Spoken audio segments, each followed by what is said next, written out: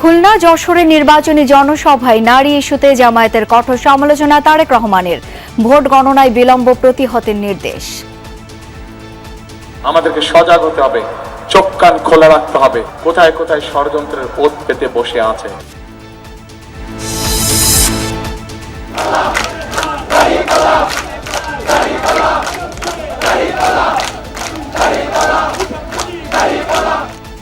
সামনাসামনি মোকাবেলা করতে না পেরে ষড়যন্ত্র করছে একটি দল, অভিযোগ জামায়াত আমিরের। বললেন নতুন ফ্যাসিবাদকে লাল কার্ড দেখাবে জনগণ। খেলার নাম বাবাজি। এখন আস্তে আস্তে শিশুর মতো মুখে ফুটতে শুরু করেছে, গণভোটে হা বলো। সারা দেশে প্রার্থীদের জমজমাট প্রচার, ভোটারদের মন জোগাতে দিচ্ছেন নানা প্রতিশ্রুতি। প্রতিপক্ষকে ঘায়েল করতে চলছে কথার লড়াই। অত মহিলাদেরকে কাজ করতে দিতে চায় না, পুজো করতে পারবে না, ঘরের মধ্যে বোরখা পরে বসে থাকা লাগবে। ছাত্র জনতা রাস্তায় নেমে এসেছে, তাদেরকে ভোট দখলের ভয় দেখায় না। নির্বাচন ঘিরে সহিংসতা ঠেকাতে কঠোর ইসি। রাজধানী সহ বিভিন্ন জায়গায় যৌথ বাহিনীর পেট্রোলিং, মব সহিংসতা নিয়ন্ত্রণের পরামর্শ টিআইবির। প্লট দুর্নীতির আরও 2 মামলায় শেখ হাসিনার 10 বছরের কারাদণ্ড। বিভিন্ন মেয়াদে সাজা হয়েছে টিউলিপ, ববি, আজমিনার।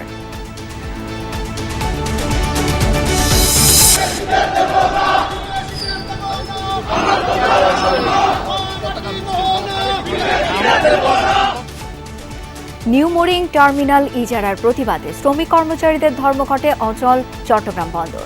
নিষেধাজ্ঞা উপেক্ষা করে কালো পতাকা মিছিল। যেগুলো আছে সবগুলা বন্ধ, টোটালি বন্ধ। কর্মচারীরা যে পর্যন্ত দাবি আদায় না হয় এই পর্যন্ত ঘরে ফিরবে না। অথর্ব চেয়ারম্যান, অথর্ব উপদেষ্টা যদি আপনার দেশের স্বার্থ না বুঝে তাহলে তার কেউ বুঝবে না।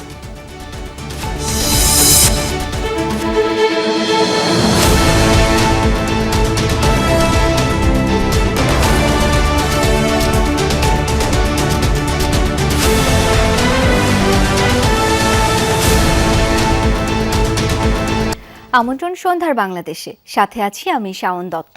এতক্ষণ শিরোনামগুলো দেখছিলেন। ভোট গণনায় দেরি করলে তাৎক্ষণিকভাবে তা প্রতিহত করার নির্দেশ দিয়েছেন বিএনপি চেয়ারম্যান তারেক রহমান। কর্মজীবী নারীদের নিয়ে সামাজিক মাধ্যমে ভাইরাল একটি পক্ষের কুরুচিপূর্ণ পোস্টের সমালোচনা করেন তিনি। বলেন, নারী অবমাননাকারী গোষ্ঠী ভোট বিতর্কিত করতে চায়। ভোটের আগে যারা মিথ্যাচার ও কুরুচিপূর্ণ মন্তব্য করছে তাদের বিষয়ে নারীদের সজাগ থাকার আহ্বান জানান তারেক রহমান। জানান, বিএনপি নারী পুরুষের সম অধিকারে বিশ্বাস করে। আরফিন শাকিলের প্রতিবেদন।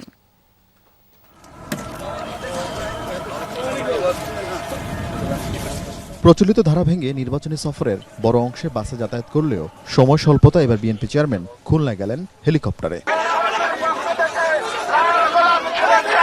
ক্লান্তিহীন ধানের শীষের সেনাপতি প্রায় 2 দশক পর হাজির হন রূপসাপাড়ের মানুষের মাঝে। খালিশপুর প্রভাতী স্কুল মাঠে খুলনা, বাগেরহাট ও সাতক্ষীরা জেলার 14টি আসনের জনসভায় বিএনপির নির্বাচনী প্রতিশ্রুতি তুলে ধরেন। ইনশাআল্লাহ বিএনপি আগামী 13 তারিখে সরকার গঠন করলে এই শিল্প নগরীকে আবার জীবিত শিল্প নগরীতে আমরা পরিণত করতে চাই। কর্মজীবী নারীদের নিয়ে সামাজিক মাধ্যমে ভাইরাল হওয়া জামায়াতের আমিরের পোস্টের সমালোচনা করেন তারেক রহমান। প্রশ্ন তোলেন, জামায়াতের নারীদের পরিচয় নিয়েও।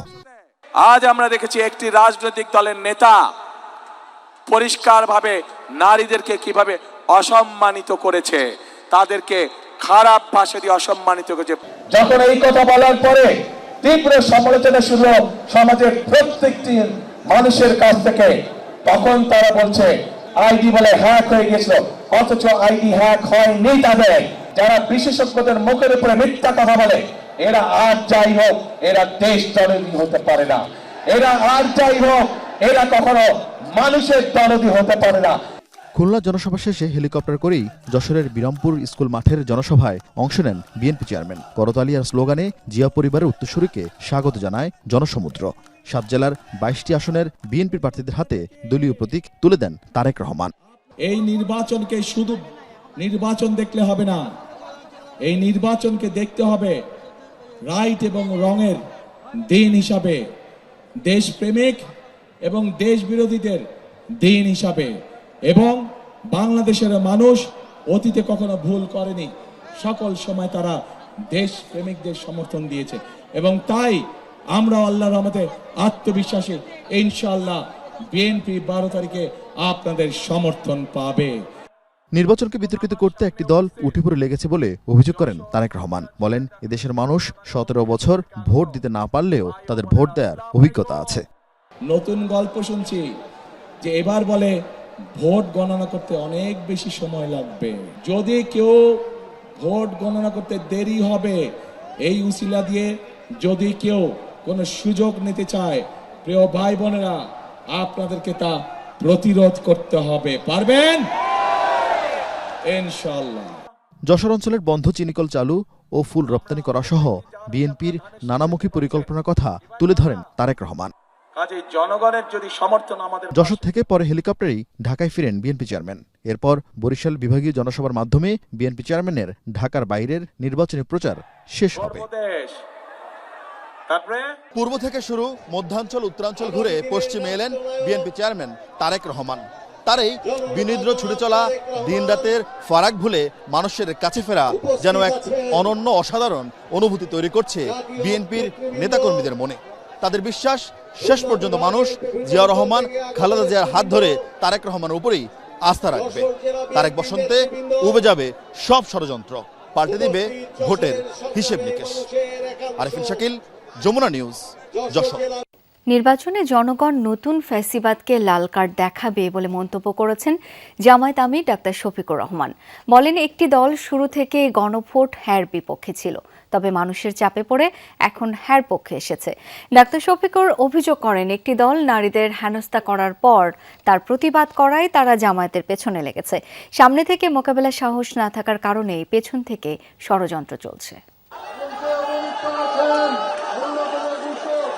12 ফেব্রুয়ারির নির্বাচন সামনে রেখে 11 দলীয় নির্বাচনী ঐক্যের নির্বাচনী প্রচারণায় সোমবার কক্সবাজার, চট্টগ্রামে প্রচারণা চালান জামাত আমির।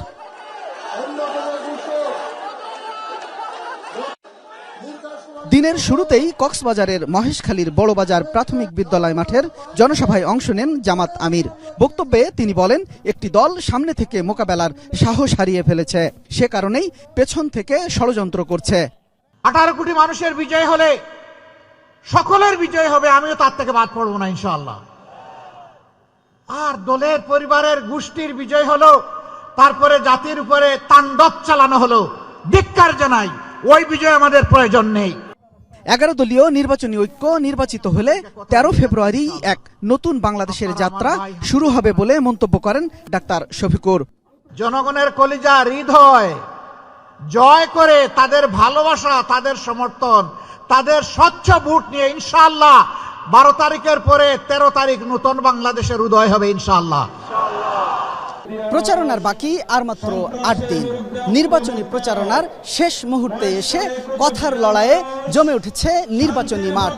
তবে শুধু কথার লড়াই না, দিচ্ছেন প্রতিশ্রুতিও। নেতারা বলছেন, বৈষম্যহীন বাংলাদেশ গড়তে দলমত নির্বিশেষে সকলে ঐক্যবদ্ধভাবে দেশকে এগিয়ে নেবেন তারা। কক্সবাজারের বাহারছড়া বীর মুক্তিযোদ্ধা মাঠে দিনের দ্বিতীয় জনসভায় জামাত আমির বলেন, গণভোটে হ্যার বিপক্ষে ছিল একটি দল, এখন অবস্থা বেগতিক দেখে অবস্থান পাল্টেছে। পুরনো ফ্যাসিবাদ কায়েমের চেষ্টা জনগণ রুখে দেবে বলেও মন্তব্য করেন তিনি। চতুর্দিক থেকে ঠেলা শুরু হয়েছে জনগণের, ঠেলার নাম বাবাজি। এখন আস্তে আস্তে শিশুর মতো মুখে ফুটতে শুরু করেছে, গণভোটে হা বলো। জনসভায় জামাত আমির জানান, রাজার ছেলে রাজা হবে, এই নীতির বিরুদ্ধে তার দল। বিজয় হবে দাঁড়িপাল্লা, মাশাআল্লাহ। পরে লোহাগাড়ার পদুয়ায় আরেকটি নির্বাচনী সমাবেশে দুর্নীতিবাজদের কাছ থেকে লুটের টাকা ফিরিয়ে আনার প্রত্যয় জানান ডাক্তার শফিকুর। আমাদের দেশের 234 বিলিয়ন মার্কিন ডলার বিদেশে পাচার হয়েছে, মানে 28 লক্ষ কোটি টাকা। আমরা কথা দিচ্ছি, আল্লাহ তাআলা ইনসাফের সরকার গঠনের সুযোগ দিলে ওই সমস্ত লুটেরাদের পেটের ভিতর হাত ঢুকিয়ে সব বের করে আনা। এরপর সীতাকুণ্ডের পথসভায় বক্তব্য রাখেন।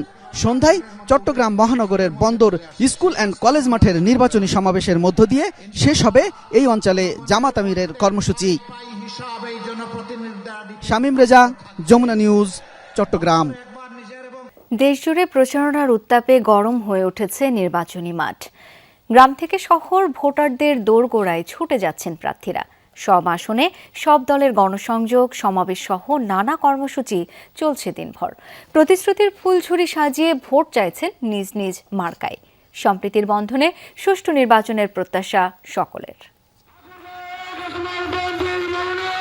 ঠাকুরগাঁওয়ে নির্বাচনী প্রচারণায় ব্যস্ত বিএনপি মহাসচিব মির্জা ফখরুল ইসলাম আলমগীর। একটি দল দেশকে পিছিয়ে দিতে চায় বলে মন্তব্য করেছেন তিনি। বলেন, নারীদের সমান অধিকার ও তাদের প্রাপ্য নিশ্চিত করতে বিএনপি সব সময় বদ্ধপরিকর। জামাতে ইসলামের তো ব্যাপারটাই আছে, ওরা তো মহিলাদেরকে কাজ করতে দিতে চায় না, বড় মহিলারা ঘরে থাকবে, কাজ করবে কি?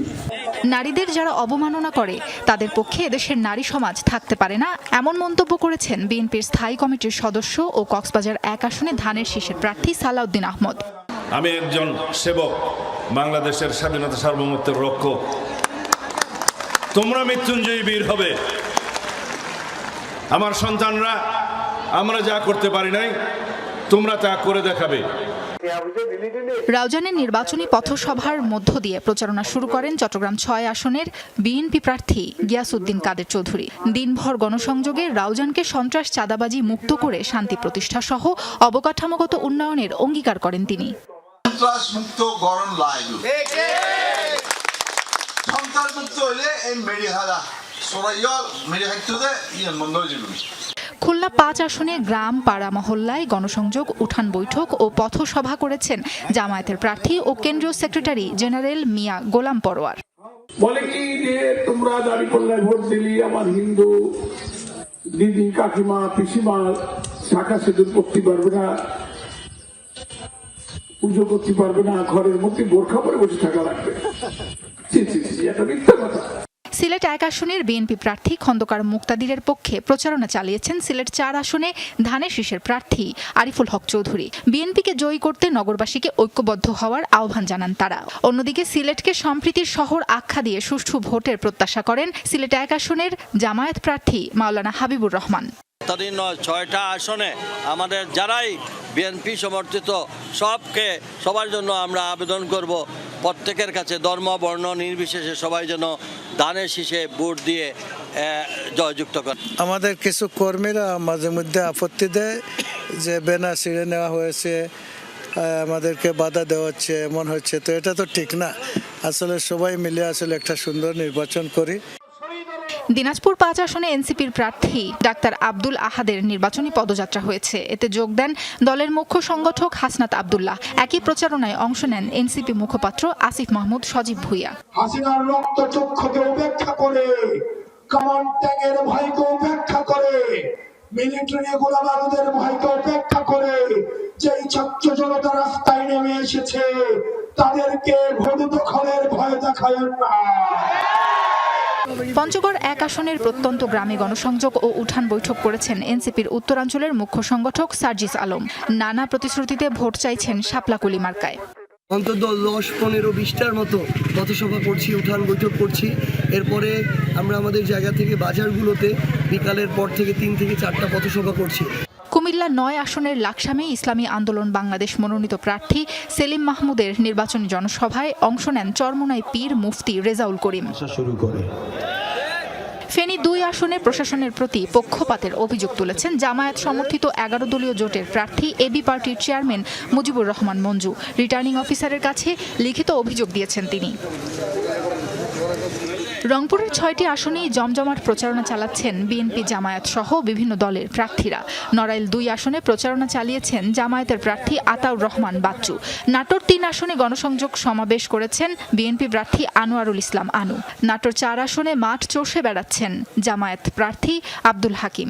লালমনিরহাটের 3টি আসনে প্রতিদ্বন্দ্বিতা করছেন 22 জন প্রার্থী। সাবরিনা লিজা, যমুনা নিউজ। ভোটের সুষ্ঠু পরিবেশ নিশ্চিতে যে কোনো সহিংসতা প্রতিরোধে বিশেষ গুরুত্ব দিচ্ছে ইসি। টহল ও অবৈধ অস্ত্র উদ্ধারে তৎপরতা বাড়াতে যৌথ বাহিনীকে দেওয়া হয়েছে বিশেষ নির্দেশনা। কমিশনার আনোয়ারুল ইসলাম সরকার জানিয়েছেন, কেউ ভোট চুরির চেষ্টা করলে বিপদে পড়বেন। আর আরেক কমিশনার আব্দুর রহমানেল মাসুদ সহনশীল হওয়ার আহ্বান জানিয়েছেন রাজনৈতিক দলগুলোকে।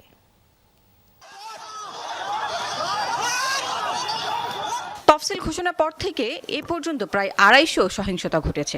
এতে প্রাণহানির পাশাপাশি আহত হয়েছেন কয়েকশো মানুষ। দু একদিনের মধ্যে সহিংসতা আরও বাড়তে পারে এমন শঙ্কা রয়েছে বিভিন্ন মহলে।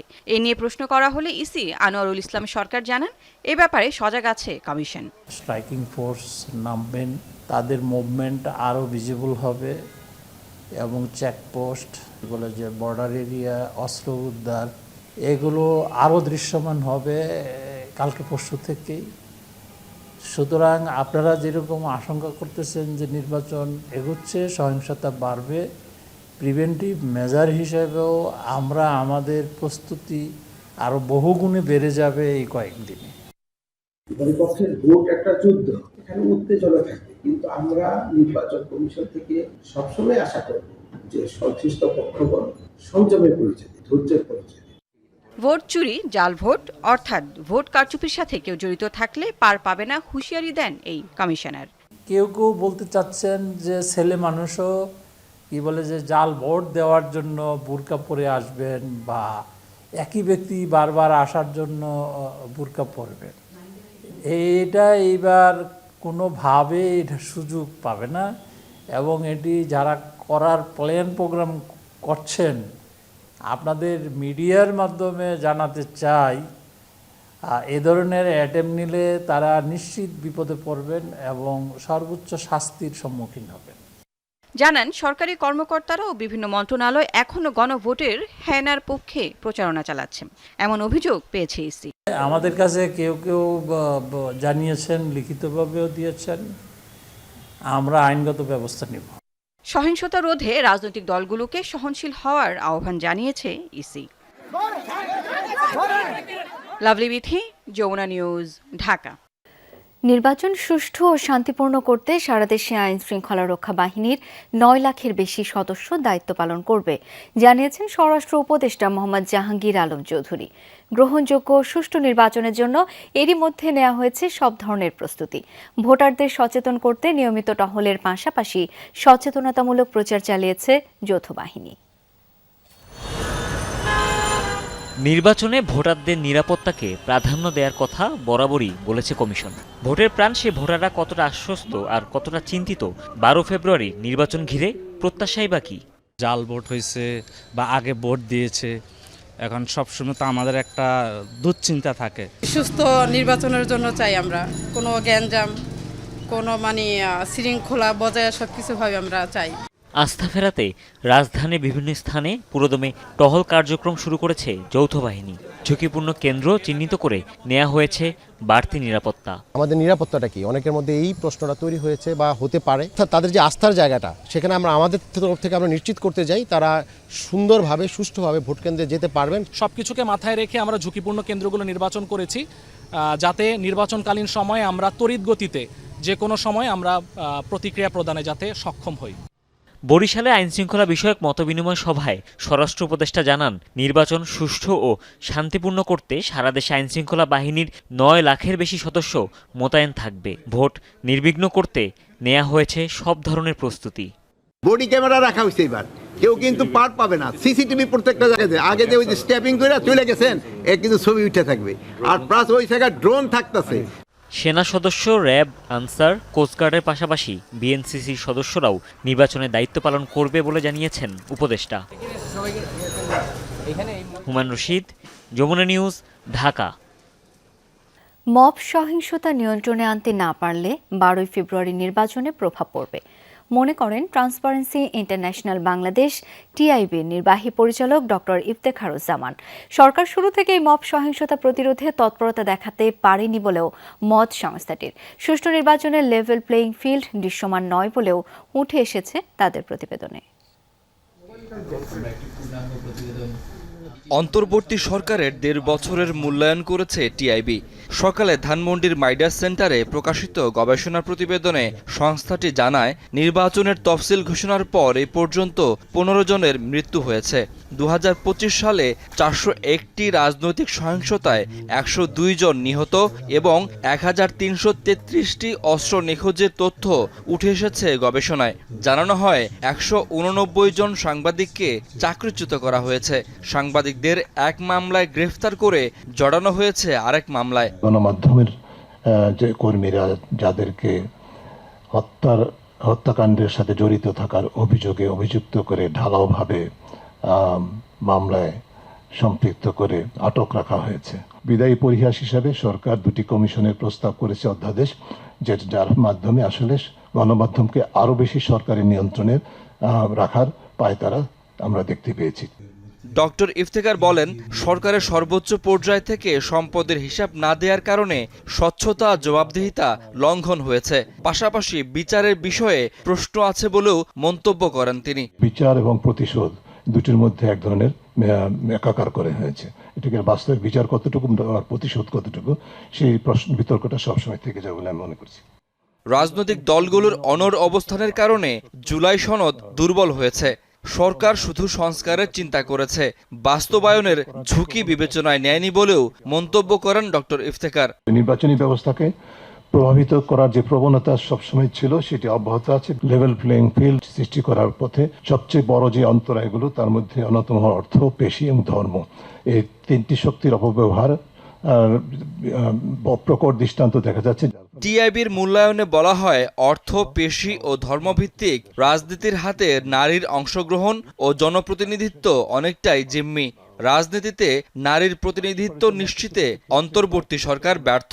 অন্তর্বর্তীকালীন সরকারের গত ১.৫ বছরে বাংলাদেশে অত্যন্ত হতাশাব্যঞ্জক একটা চিত্র আমরা দেখেছি।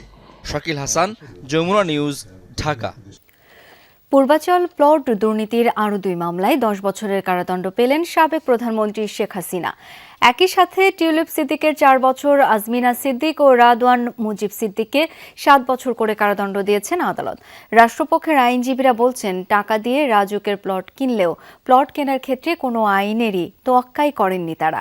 আবেদন না করে প্লট নিয়েছেন কেবল প্রধানমন্ত্রীর ক্ষমতা ব্যবহার করে। ঢাকঢোল পিটিয়ে রাজুক তার প্লট বরাদ্দ দিলেও শেখ হাসিনা ও তার বোন শেখ রেহানার পরিবারের ক্ষেত্রে প্লট বরাদ্দ হয়েছে অতি গোপনে। আগে থেকে শেখ পরিবারের নামে রাজুকের প্লট থাকায় বিধি অনুযায়ী নতুন করে প্লট পাওয়ার যোগ্য নন তারা। সোমবার প্লট বরাদ্দের দুর্নীতির ২ মামলায় রায় দেয় ঢাকার বিশেষ জজ আদালত ৪। মামলায় শেখ হাসিনা ছাড়া প্রধান আসামি টিউলিপ সিদ্দিক, আজমিনা ও রাদওয়ান মুজিব সিদ্দিক। ২ মামলায় শেখ হাসিনাকে ১০ বছরের কারাদণ্ড দেয়া হয়। এছাড়া টিউলিপ সিদ্দিককে ২ মামলায় ৪ বছর আর ১ মামলায় আজমিনা ও রাদওয়ান সিদ্দিককে ৭ বছর করে কারাদণ্ড দেন আদালত। এছাড়া গণপূর্ত মন্ত্রণালয়ের সাবেক প্রতিমন্ত্রী শরীফ আহমেদ সহ রাজুক ও গণপূর্তের ১৮ কর্মকর্তাকে ২ মামলায় ১০ বছরের কারাদণ্ড দেয়া হয়। সতীবাদের জয় তার পিতার ওয়ারিশ সূত্রে সম্পত্তি প্রাপ্ত হয়েছেন, তার মাতার ওয়ারিশ সূত্র সম্পত্তি প্রাপ্ত হয়েছেন এবং তার নিজ নামেও যদি উনি খরিদ করে থাকেন তাহলে সেটাও এই ৯ বিধির লঙ্ঘন। দুদকের আইনজীবীরা বলছেন, তারা প্লট টাকা দিয়ে কিনলেও রাজুকের প্লট কেনার ক্ষেত্রে কোনো নিয়ম মানেননি তারা। আবেদন সহ হলফনামায় তথ্য গোপন করেছেন। সাবেক প্রধানমন্ত্রী শেখ হাসিনার একান্ত সচিব সালাউদ্দিন সাহেবকে বিভিন্ন সময় প্রভাবিত করেছেন বিভিন্নভাবে। এই বিষয়টা প্রধানমন্ত্রী কার্যালয়ের ২ জন কর্মকর্তা কর্মচারী এসে আদালতে সাক্ষী প্রদান করেছেন। এর আগে প্লট দুর্নীতির পৃথক ৪ মামলায় শেখ হাসিনার ২৬ বছর, শেখ রেহানার ৭ বছর, টিউলিপের 2 বছর এবং জয় পুতুলের ৭ বছর করে কারাদণ্ড দেন আদালত। এর মাধ্যমে বিচারিক আদালত থেকে শেখ পরিবারের প্লট দুর্নীতির ৬ মামলার মীমাংসা হল। Rabbi Hossain, Jamuna news, Dhaka. New mooring container terminal NCT বিদেশি অপারেটর ডিপি ওয়ার্ল্ডের হাতে তুলে দেওয়ার সিদ্ধান্তে প্রতিবাদে বিক্ষোভে উত্তাল চট্টগ্রাম বন্দর এলাকা। পুলিশি নিষেধাজ্ঞা উপেক্ষা করে কালো পতাকা মিছিল করেছে শ্রমিক কর্মচারীরা। সিন্ডিকেটের কমিশন বাণিজ্যের জন্যই নির্বাচনের আগে তড়িঘড়ি করে চুক্তি বলে অভিযোগ করেন তারা। এদিকে শ্রমিক কর্মচারীদের টানা ৩ দিনের কর্মবিরতিতে চট্টগ্রাম বন্দরের সব কার্যক্রমও কার্যত অচল। পুলিশের নিষেধাজ্ঞা উপেক্ষা করে সকালে চট্টগ্রাম বন্দর অভিমুখে কালো পতাকা মিছিল বের করে শ্রমিক কর্মচারী ঐক্য পরিষদ। আগ্রাবাদ বনানী এলাকায় পুলিশ বাধা দিলে বাকবিতণ্ডা ও উত্তেজনা সৃষ্টি হয়। শ্রমিক কর্মচারীদের মিছিল স্লোগান বিক্ষোভে উত্তাল হয়ে উঠে চট্টগ্রাম বন্দরের আশপাশের এলাকা। এনসিটি বিদেশি অপারেটর ডিপি ওয়ার্ল্ডকে ইজারা দেওয়ার সিদ্ধান্তের প্রতিবাদে আগামীকাল মঙ্গলবারও অবরোধ কর্মসূচি ঘোষণা করেন তারা। সরকারের এজেন্ডা আজকে সরকার আপনাকে বলবো, আপনি কেন ফ্যাসিস্ট হাসিনা সরকারের উপরে লেগেছেন? আপনি কোনো নির্বাচিত সরকার না, আপনি কেন কার এজেন্ডা বাস্তবায়ন করার জন্য এত দ্রুত এই কাজ সম্পন্ন করার চেষ্টা করছেন? আমরা আগামীকাল অবরোধের ডাক দিয়েছি 2টি পয়েন্টে, সে অবরোধও আমরা করব। বন্দরের ইজারা কোনো প্রকারেই কোনো বিদেশিদের কাছে দেওয়া যাবে না। নির্বাচিত সরকার আসার পরে যে সিদ্ধান্ত নিবে জনগণকে ঐক্যবদ্ধভাবে জনগণের মেনটেন নিয়ে সেটা আমরা যদি গ্রহণযোগ্য হয় মেনে নিব। নির্বাচনের মাত্র কয়েকদিন আগে তড়িঘড়ি করে বিদেশি অপারেটরের সাথে চুক্তির সিদ্ধান্তে ক্ষোভে ফুঁসছে বন্দরের শ্রমিক কর্মচারীরা। একটি সিন্ডিকেটের আর্থিক লাভ তথা কমিশন বাণিজ্যের জন্যই চুক্তি হচ্ছে বলে অভিযোগ বন্দর রক্ষা পরিষদের। সংবাদ সম্মেলন করে মঙ্গলবারও বন্দরে 24 ঘন্টা কর্মবিরতি ঘোষণা করে সংগঠনটি। পাশাপাশি বন্দর চেয়ারম্যান সহ কয়েকজন কর্মকর্তার অপসারণ দাবি করে। বাংলাদেশে যতগুলো প্রজেক্ট ফ্যাসিস্ট হাসিনা সরকার করেছিল সমস্ত প্রজেক্ট বাতিল করে এই প্রজেক্টের মধ্য দিয়ে আর্থিকভাবে লাভবান হওয়ার জন্যই তারা এই কাজটি করছে। আমরা আজকের এই সভা থেকে চট্টগ্রাম বন্দরের চেয়ারম্যান SM মনিরুজ্জামান, চট্টগ্রাম বন্দরের পরিচালক প্রশাসন ওমর ফারুক, চট্টগ্রাম বন্দরের চিফ পার্সোনাল অফিসার জনাব নাসির সাহেবের অবিলম্বে প্রত্যাহার দাবি করছি। টানা 3 দিন ধরে কর্মবিরতির কারণে বন্দরের কার্যক্রমে প্রায় অচল অবস্থা চলছে। জেটিতে জাহাজ থেকে কন্টেইনার ও পণ্য উঠানো নামানো, ডেলিভারি কার্যত বন্ধ। সব বন্ধ, মানে অপারেশন কাজ যেগুলো আছে সবগুলা বন্ধ, টোটালি বন্ধ। কর্মচারীরা যে পর্যন্ত দাবি আদায় না হয় এই পর্যন্ত ঘরে ফিরবে না। অথর্ব চেয়ারম্যান, অথর্ব উপদেষ্টা যদি আপনার দেশের স্বার্থ না বুঝে তাহলে তার কেউ বুঝবে না। ওরা তো আওয়ামী লীগের তো আরো বড় ফ্যাসিস্ট। বিদেশি অপারেটরের সাথে চুক্তির বিরুদ্ধে আন্দোলনের দায়ে বদলি করা 16 কর্মচারীকে পানগাঁও বন্দরে বদলি করলেও এ আদেশ প্রত্যাখ্যানের ঘোষণা দিয়েছেন তারা। চট্টগ্রাম বন্দরের শহীদুল সুমন, যমুনা নিউজ, চট্টগ্রাম। ডিপি ওয়ার্ল্ডকে চট্টগ্রাম বন্দরের নিউমোরিং টার্মিনাল ইজারা দেওয়ার চুক্তি এখনও প্রক্রিয়াধীন বলে জানিয়েছেন নৌ পরিবহন উপদেষ্টা। সচিবালয়ে গণমাধ্যম কর্মীদের প্রশ্নের জবাবে তিনি বলেন, চুক্তি দেশের অনুকূলে থাকলে হবে, না হলে হবে না। অবস্থা আমি যেটা মনে করি একেবারে অহেতুক করছে। আমি পোর্টকে বলেছি যেটা তারা মনে করে পোর্ট অথরিটি যেটা তাদের জন্য ভালো হয় ওইটাই করবে। এখনো শেষ হয়নি, যদি ফেভারেবল হয় তাহলে হবে, ফেভারেবল না হলে হবে না।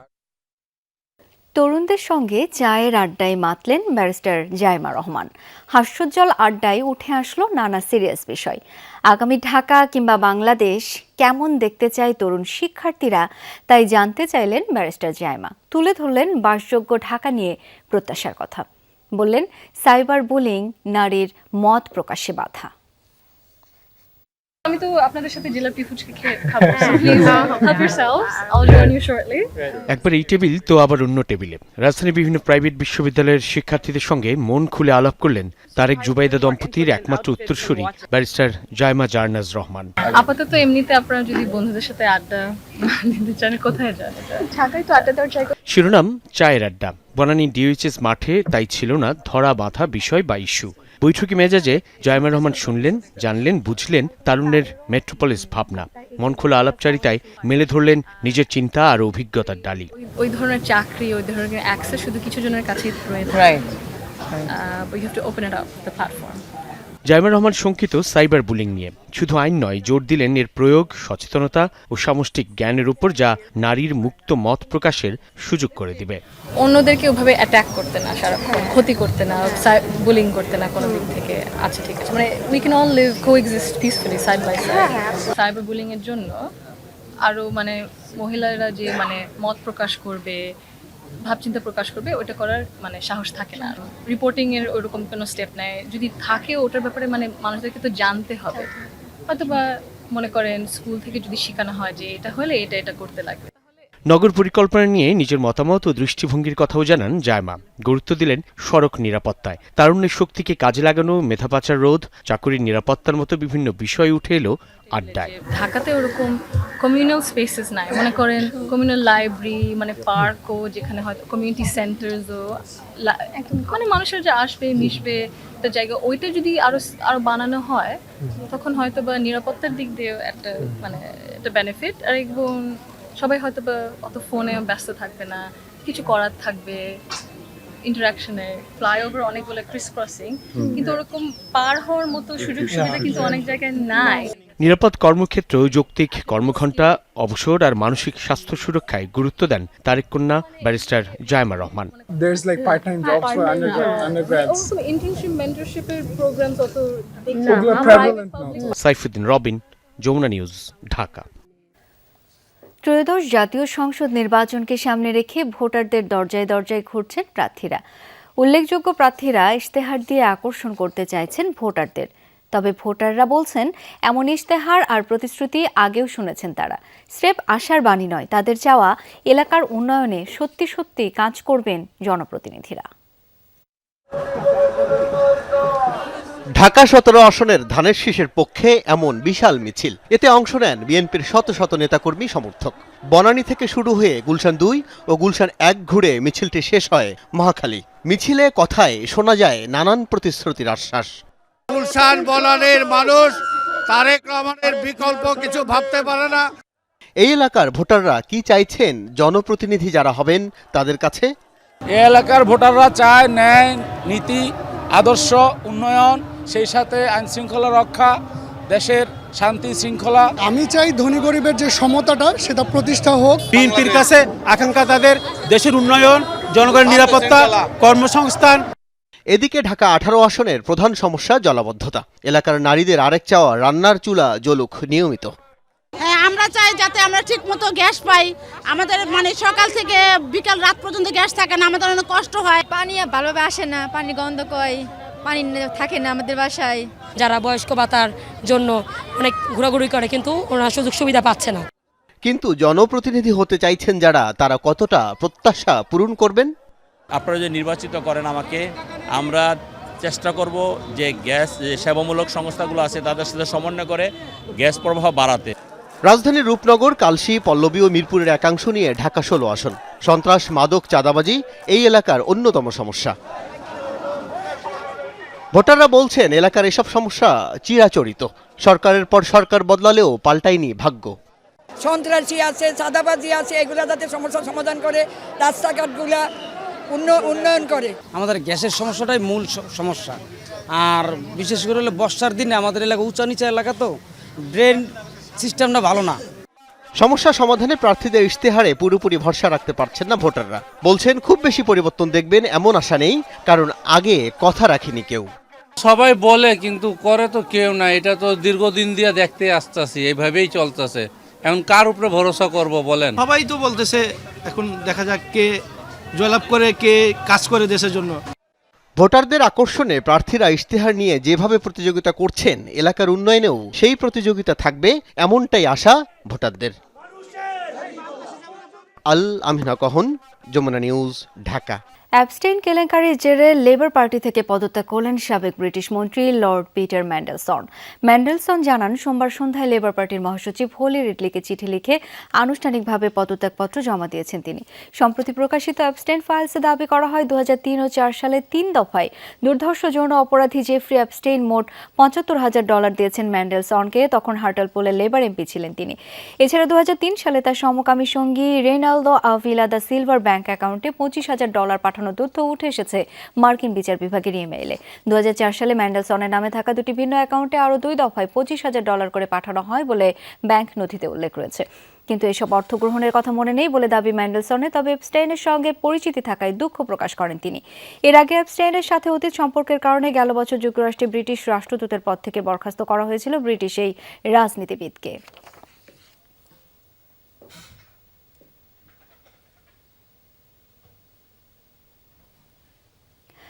আর এই ছিল সন্ধ্যার বাংলাদেশের আয়োজনে। ধন্যবাদ এতক্ষণ সাথে থাকার জন্য।